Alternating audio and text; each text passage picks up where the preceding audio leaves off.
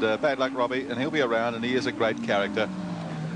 There's a UK entry, the Rover of the Demolition Man, and it hasn't really demolished the field here today, but it's circulated bravely, but not competitively.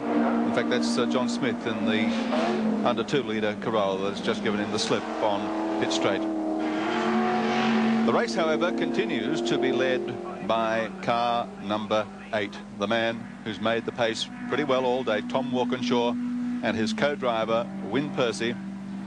They've made lightning quick, efficient pit stops. They've had a brake change, and they've done it all and set the pace.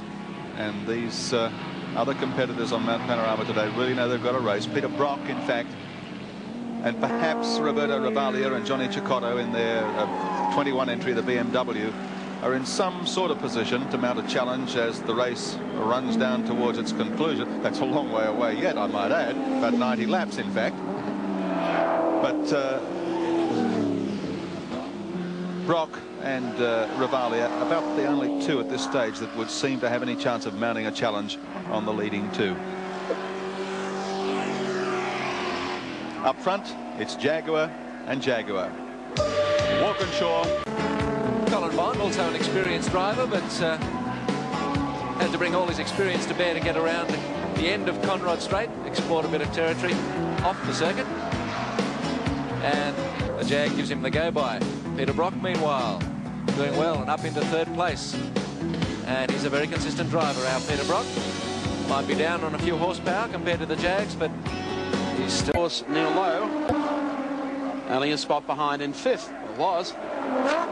They've changed all that now as Neil Lowe goes back into 4th, and the pressure continues there. Noticing one of the Rovers still continuing on. That's the Barry Robinson, John Jeffrey entry. So BMW power strikes on the way to Mount Panorama again. Here they come.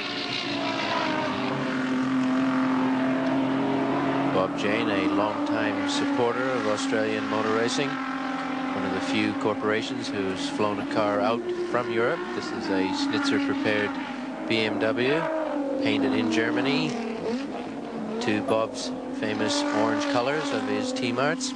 This is, in fact, the car that finished 2nd at Spa, isn't it? Yes, it is. And a quick overhaul and a quick flight to Australia, and here we have it in the top 5, doing extremely well. Well, Bob likes to do things in style, and he certainly spared no expense, no half measures with this James Hardy effort this year with this car and these two international drivers, Cecotto and Ravaglia.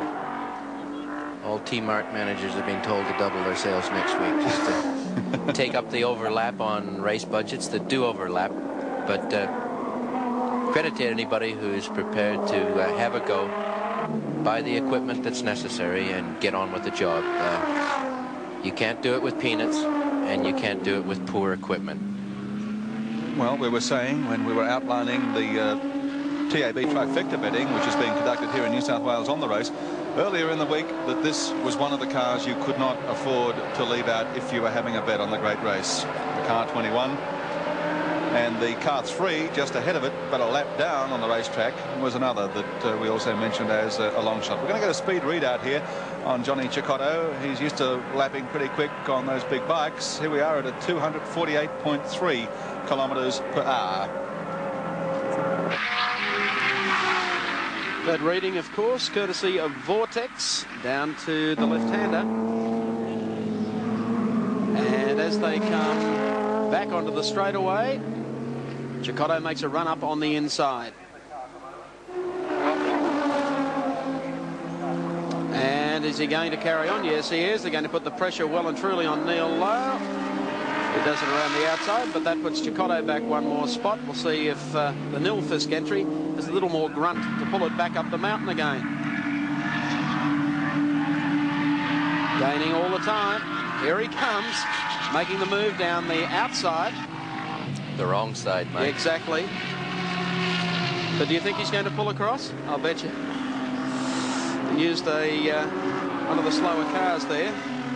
Could have been a moment. So their great scrap continues. They've been at it, as I've said, for quite a long time. The slower car, in fact, was the car that is leading the under 3 litre class at the moment. That's car 42, Kevin Bartlett, in the Mitsubishi Starion. Peter McKay co-driving with him, and they are in 8th place outright. A very, very creditable performance with exactly half race distance, or just over half race distance gone for the leading division. 80 laps to go.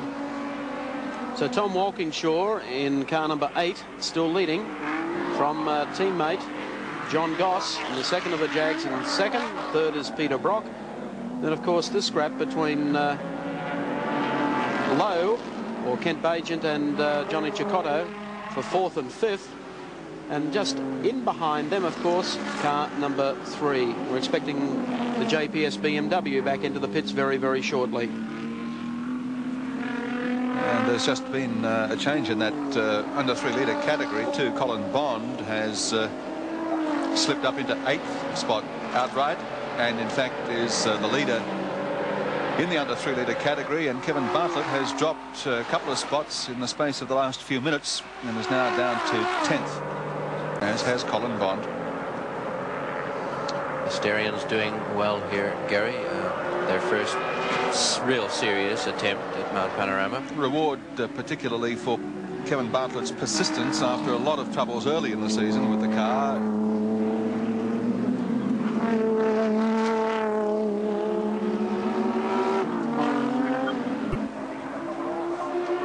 Pretty hard, Alan, I guess, to come to grips when a whole new category is introduced like this. You can't expect, unless you've got the huge machinery like a Walkinshaw or perhaps even a Peter Brock, to be up and running with 100% consistency in the first season.